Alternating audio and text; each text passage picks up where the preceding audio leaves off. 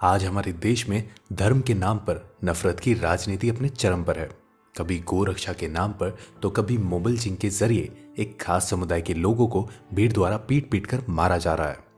राष्ट्रवाद के ठेकेदार उन्हें भारत छोड़कर पाकिस्तान जाने तक की नसीहत भी दे देते हैं। लेकिन दोस्तों, हमें ये नहीं भूलना चाहिए कि हमारा देश भारत किसी एक धर्म के राष्ट्र का नहीं है।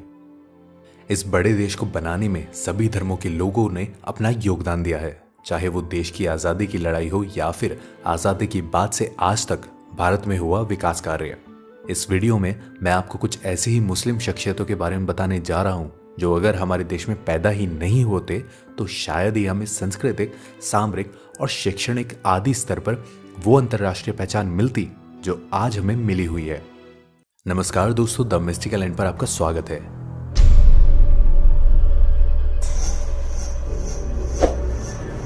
हमारे इस लिस्ट में सबसे पहला नाम है आदरणीय एपीजे अब्दुल कलाम का। APJ Abdul Kalam, missile man APJ Abdul Kalam का जन्म 15 अक्टूबर 1931 को रामेश्वर में एक मुस्लिम परिवार में हुआ था। उनके पिता का नाम जैनुलाब्दीन था, जो एक नाविक हुआ करते थे। बेसिक शिक्षा हासिल करने के बाद कलाम ने 1957 में मद्रास इंस्टीट्यूट ऑफ टेक्नोलॉजी में अपनी डिग्री हासिल की और 1958 में एक वैज्ञानिक के रूप में defence research and development organisation यानी DRD को ज्वाइन किया। फिर 1969 में कलाम को प्रोग्राम डायरेक्टर के रूप में इसरो भेजा गया, जहां उन्होंने PSLV यानी पोलर सैटेलाइट लॉन्च व्हीकल को डेवलप किया, जिसके बाद भारत अपने लॉन्च व्हीकल से सैटेलाइट लॉन्च करने में सक्षम हुआ। लेकिन कलाम यही नहीं रुके। इसरो से मिली सफलता के बाद उन्होंने 1980 के दशक में DRDO के साथ मिलकर न्यूक्लियर मिसाइल पर काम करना शुरू किया और 1983 में पृथ्वी जैसी मिसाइल का निर्माण कर भारत को सामरिक रूप से भी मजबूत कर दिया। डॉक्टर एपीजे अब्दुल कलाम का ही वो जज्बा था जिसकी बदौलत आज हम अग्नि पृथ्वी जैसी मिसाइल बनाने के साथ खुद के दम पर अंतरिक्ष में किसी भी तरह की सैटेलाइट लॉन्च करने में सक्षम है।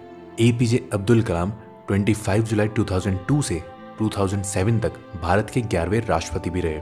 दोस्तों, अब आप ही सोचिए कि अगर कलाम जैसे शख्स का जन्म हमारे देश में नहीं हुआ होता तो क्या हम सामरिक रूप से इतने मजबूत होते? जवाब नीचे कमेंट बॉक्स में जरूर बताएं। दूसरे नंबर पर जिस शख्स के बारे में हम बात करने जा रहे हैं, उन्हें भारत में शौर्य और बलिदान के प्रतीक माना जाता है। हर कोई उनकी वीरता को नमन करता है। वो शख्स है भारत माता के वीर पुत्र अब्दुल हामिद। भारत माँ के इस वीर सुपूत का जन्म उत्तर प्रदेश के गाजीपुर जिले में 1 जुलाई 1933 को एक साधारण दर्जी परिवार में हुआ था। वीर अब्दुल हामिद 27 दिसंबर 1954 को भारतीय सेना में ग्रेनेडियर रेजिमेंट के एक सिपाही के रूप में भर्ती हुए।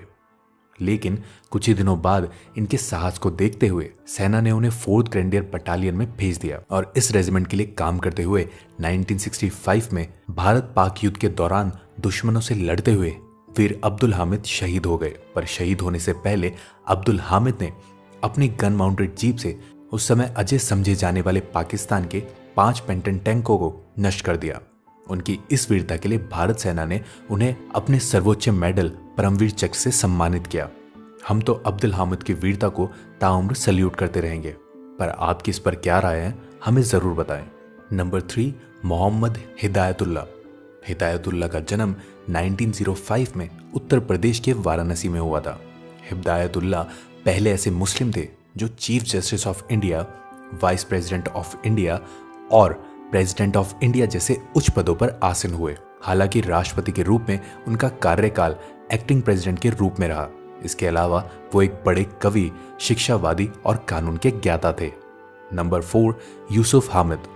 यूसुफ ख्वाजा हामिद दवा बनाने वाली कंपनी सिप्ला के अध्यक्ष हैं। सिप्ला फार्मास्यूटिकल की मार्केट में एक बड़ा नाम है।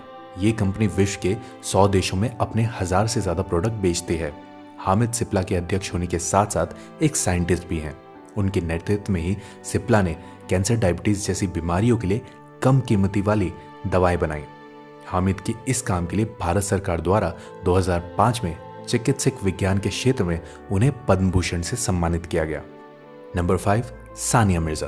सानिया मिर्जा भारत की सबसे सफल महिला टेनिस खिलाड़ी हैं। सानिया मिर्जा का जन्म 15 नवंबर 1986 को मुंबई, महाराष्ट्र में हुआ था। सानिया मिर्जा ने इंटरनेशनल लेवल पर कई मेडल प्राप्त कर हमारे देश का नाम रोशन किया है। वो अब तक 6 बार ग्रैंड स्लैम टाइटल जीत चुकी हैं। देश को कई मेडल दिलाने के बाद भी जब सानिया मिर्जा 2010 में पाकिस्तानी क्रिकेटर शोएब मलिक से शादी की तो कुछ लोग इसे देश का अपमान समझ लगे, लेकिन शादी के बाद भी सानिया ने भारत के लिए खेलना जारी रखा। नंबर 6, जाकिर हुसैन। जाकिर हुसैन एक तबला वादक के रूप में विश्व भर में जाने जाते हैं। उनकी इस कला ने उन्हें अपने देश भारत में ही नहीं बल्कि विश्व भर में प्रसिद्धि दिलाई। वे अपने तबले की धुन से लोगों के दिलों को छू जाते थे। इसी अद्भुत कला के लिए उन्हें भारत सरकार द्वारा 1988 में पद्मश्री और 2002 में पद्म भूषण से सम्मानित किया गया। यही नहीं, 1999 में उन्हें यूनाइटेड स्टेट नेशनल एंडोनमेंट द्वारा कला के क्षेत्र में सम्मानित किया गया, जो कि किसी भी कलाकार और संगीतकार को मिलने वाला सर्वोच्च पुरस्कार है। इसी तरह उन्होंने दुनिया भर में भारत को कला के क्षेत्र में सम्मान दिलाया। नंबर 7, आज़म प्रेम जी। आज़म प्रेम जी का जन्म 24 जुलाई 1945 को मुंबई के एक नाजिर इस्माइली शिया मुस्लिम परिवार में हुआ था। आज आज़म हाशिम प्रेम जी भारतीय सॉफ्टवेयर कंपनी विप्रो के अध्यक्ष हैं। भारत के लगभग 2 लाख लोग विप्रो के लिए काम करते हैं। आज़म प्रेम जी ने भारत की शिक्षा की बेहतरी के लिए आगे बढ़कर काम किया। प्रेम जी को भारत का सबसे बड़ा दानवीर भी कहा जाता है। वो हर साल भारत के स्कूलों के विकास के लिए करीब $2 बिलियन का दान करते हैं। सन 2005 में भारत सरकार ने उन्हें पद्म भूषण से सम्मानित किया था। इरफान खान। इरफान खान भारतीय फिल्मी अभिनेता हैं और वे बॉलीवुड में अपने दमदार अभिनय के लिए जाने जाते हैं। इरफान खान का जन्म एक मुस्लिम परिवार में जयपुर में हुआ था। उन्हें अभिनय के लिए कई राष्ट्रीय और अंतर्राष्ट्रीय अवार्ड्स मिल चुके हैं। इरफान कई बार फिल्म फेयर और कई बार नेशनल अवार्ड जीत चुके हैं। 2011 में फिल्मों में अपने योगदान के लिए उन्हें भारत सरकार ने पद्मश्री से नवाजा था। सईद ज़ाहुर कासिम। सईद ज़ाहुर कासिम का जन्म 1926 में इलाहाबाद, उत्तर प्रदेश में हुआ था। वे एक प्रसिद्ध बायोलॉजिस्ट थे। डॉक्टर सईद ज़ाहुर कासिम प्रथम गंगोत्री अभियान के नाम से प्रसिद्ध अंटार्कटिक अभियान दल के नेता थे। वे 1991 से 1996 तक भारत के योजना आयोग के सदस्य भी रहे।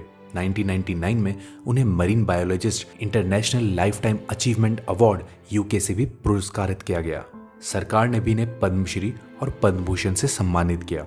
88 वर्ष की आयु में 20 अक्टूबर 2015 को उनका निधन हो गया। एम.एफ. हुसैन।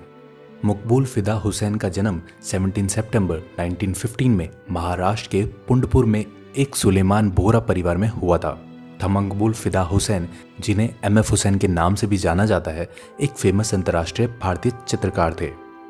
एम.एफ. हुसैन को भारत का पिकासो भी कहा जाता है। सन 2008 में एम.एफ. हुसैन सबसे महंगी भारतीय चित्रकार बन गए थे, जब क्रिस्टीज की नीलामी में उनकी एक चित्रकला लगभग 16 लाख अमेरिकी डॉलर में बिकी थी। हालांकि उन्हें कई बार अपनी चित्रकारी के कारण विवादों का भी सामना करना पड़ा था। वो माधुरी दीक्षित की खूबसूरती के बड़े प्रशंसक थे और मरने से पहले उनकी कई तस्वीरों को कैनवास पर भी उतार चुके थे। कुछ विवादित हिंदू देवी देवताओं की पेंटिंग बनाने के बाद उन्हें भारत छोड़कर जाना पड़ा था और 2011 में उन्होंने अपनी आखिरी सांसें कतर के नागरिक के रूप में ली थी। ए.आर. रहमान। ए.आर. रहमान का जन्म हालांकि एक हिंदू परिवार में हुआ था, लेकिन बाद में उन्होंने मुस्लिम धर्म को अपना लिया था। अल्लाह रखा रहमान हिंदी फिल्म के एक प्रसिद्ध संगीतकार हैं। रहमान गोल्डन ग्लोब अवार्ड से सम्मानित होने वाले पहले भारतीय हैं। ए.आर. रहमान ऐसे पहले भारतीय हैं जिन्हें ब्रिटिश भारतीय फिल्म स्लम डॉग मिलेनियर में उनके संगीत के लिए 2 ऑस्कर अवार्ड मिले थे। इसी फिल्म के गीत जय हो को सर्वश्रेष्ठ साउंड ट्रैक कंपाइलेशन और सर्वश्रेष्ठ फिल्म गीत की श्रेणी में 2 ग्रैमी अवार्ड्स भी मिले थे। तो दोस्तों, क्या इन मुसलमान शख्सियतों के योगदान के बिना आज का भारत मुमकिन होता? हर भारतीय को देश की प्रगति में अपना छोटा बड़ा योगदान देना चाहिए। बात हिंदू मुस्लिम की भी नहीं है, और समाज की विविधता और देश के विकास में योगदान दे रहे हैं। उन्हीं महान शख्सियतों को याद कर और उनको नमन करते हुए खत्म करते हैं आज की इस वीडियो को। आपको ये वीडियो कैसी लगी, और अगर आपको इस सूची से इत्र कोई नाम सूझता है तो सबके साथ कमेंट बॉक्स में साझा करें। YouTube पे सब्सक्राइब और लाइक करें।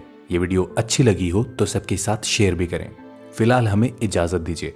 आपका बहुत बहुत शुक्रिया।